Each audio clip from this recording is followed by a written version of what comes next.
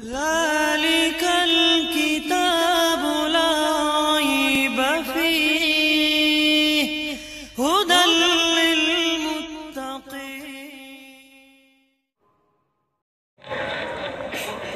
أعوذ بالله من الشيطان الرجيم. بسم الله الرحمن الرحيم.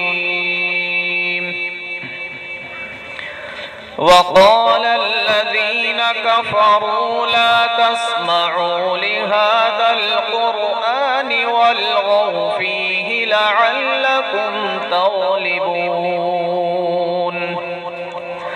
فلنذيقن الذين كفروا عذابا شديدا ولنجزينهم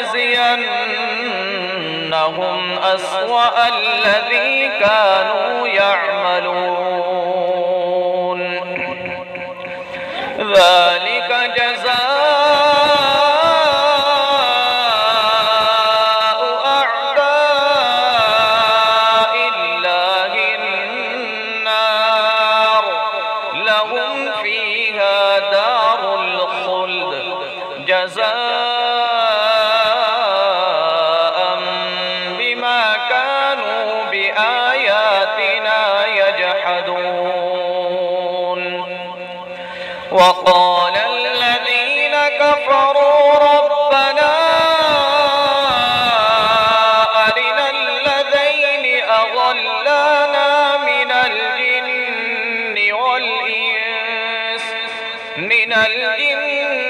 والإنس نجعلهما تحت أقدامنا ليكونا من الأسفلين.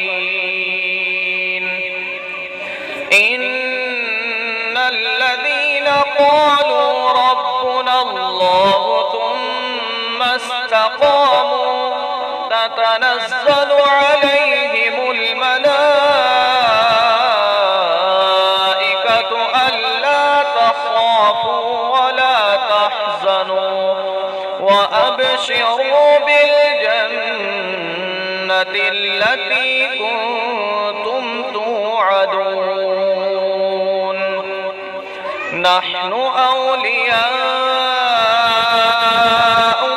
في الحياة الدنيا وفي الآخرة ولكم فيها ما تشتهي